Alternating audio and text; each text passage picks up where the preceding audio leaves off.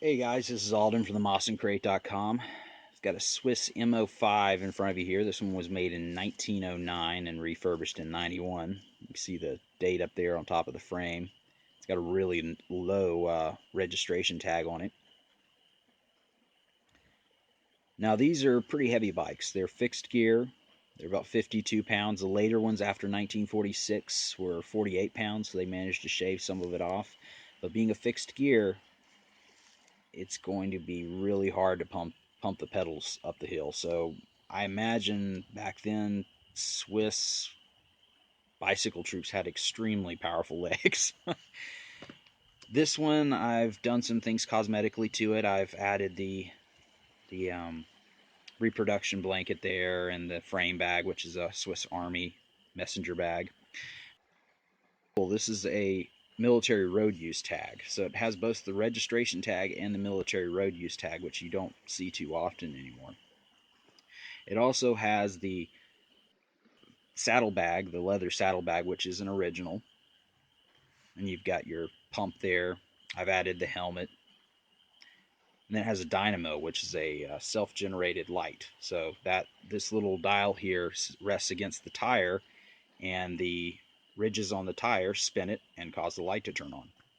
And it also has what was back then an extremely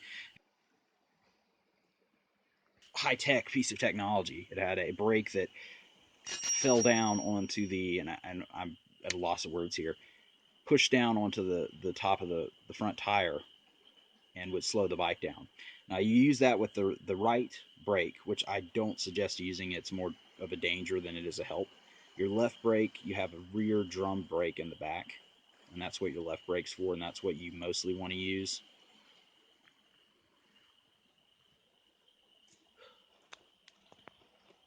Now they made these from 1905 all the way to 1989, and they were phased out in 2001. And the saddlebag you see me opening here earlier, this has a toolkit in it, and the toolkit is extremely useful. You can literally take the entire bike apart if needed with this toolkit. And then it also comes standard with a tire pump.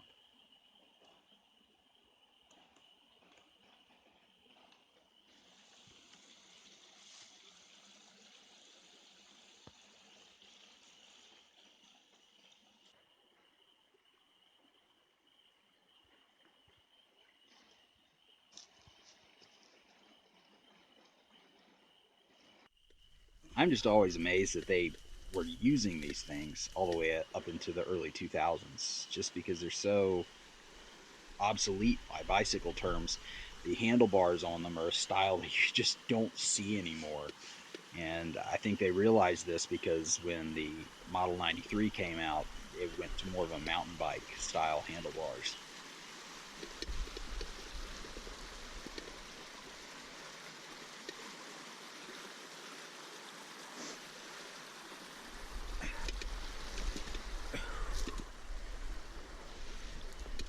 Most of the parts on this bike are not original to it. Whenever you see a Swiss mountain, or Swiss, sorry, not a Swiss mountain bike, whenever you see a Swiss Army bicycle, most of the time the parts on it, other than the frame, have been replaced and refurbished over time. Kind of like if you were to buy a 9130 Mosin Nagant, you would find that a lot of the parts aren't original to it.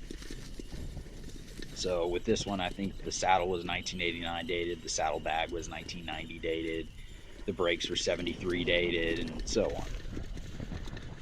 But the frame is 1909, which is really cool. I've never seen one that old before.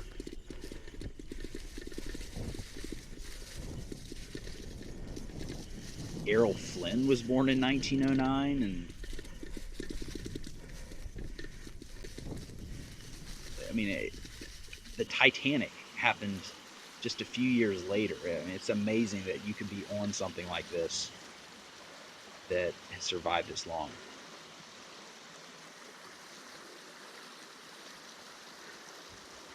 It's easy to see why the Swiss would want a bicycle over a truck or a tracked vehicle, because there's no way you'd cross this here.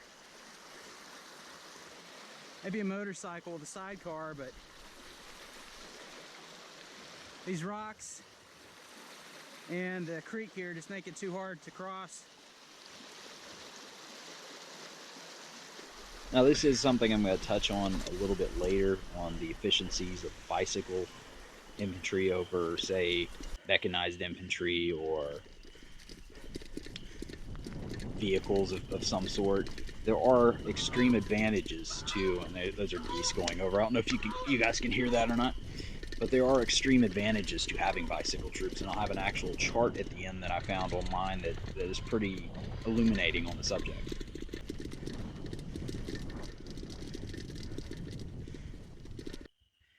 Now this is the model M93. They made these from 1993 to 1995. These are, in my opinion, the best model of the three that were made.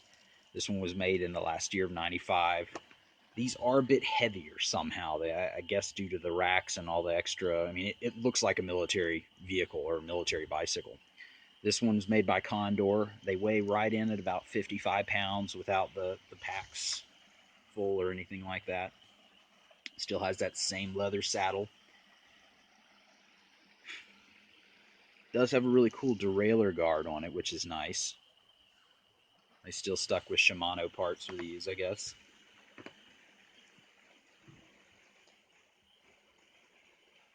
Still has the military road use tag on the rear light. These do not have registration tags on them like the early 1905 models.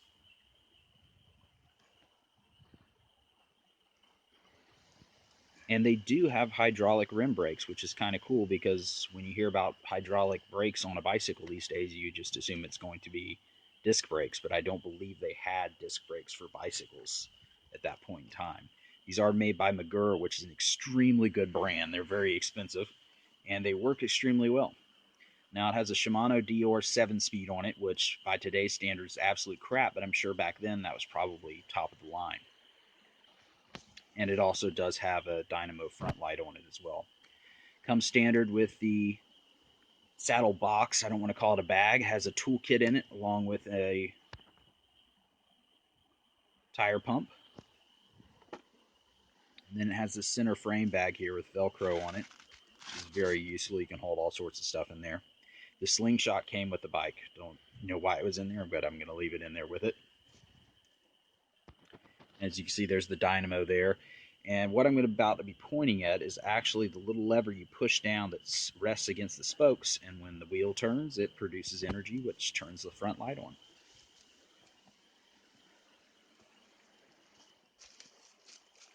Now, these originally cost, I believe, $3,000 for the Swiss to produce, and I think the officer's model, which was had a slightly different rear rack, was $4,000. So now this is comparing their money to ours, so it's what we would have paid. And that also goes for the 1905 model. They were spending $3,000 per bicycle, which seems crazy, but hey, it's the military. It's kind of like that quote from Independence Day. You don't think they spend $20,000 on a hammer, $40,000 on a toilet seat, you know? Now, this is my favorite model of the three. They have the M1905, the M93, which is what I'm on now, and the M012, which is the new one. This one by far looks the coolest. Now, the new one, which is the M012, which came out in 2012, it's aluminum frame, so it's a lot lighter. It's 35 pounds versus 55, and it's got disc brakes, hydraulic disc brakes, which is really nice, but I just don't think it looks cool. I mean, it just does not, to me, look like it doesn't look like a military bike at all.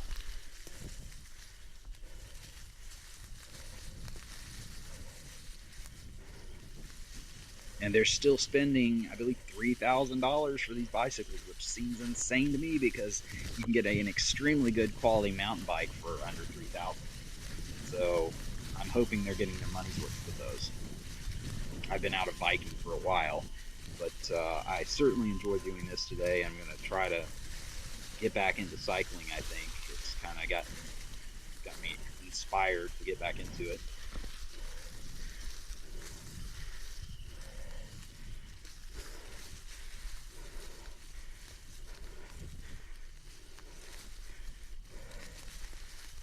And the reason I have these, originally I wanted to get one for myself, and I looked around. I think Sportsman's Guide had the best pricing I found was about $1,000 for the 1905 model, and I think they wanted 13 or 16. They're still on their website if you want to look at them, but I think they wanted a lot for shipping.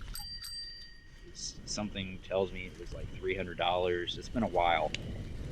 Long story short, a friend put me on to a supplier that actually supplies Sportsman's Guide, and I went and handpicked these very bikes. And I picked about 6 others for some customers who pre-ordered, and their bicycles are on the way to them now. They do come with locks on the frame, which is pretty cool there. Anyhow, thanks for watching, guys. Please click the subscribe button. We finally got past 10,000.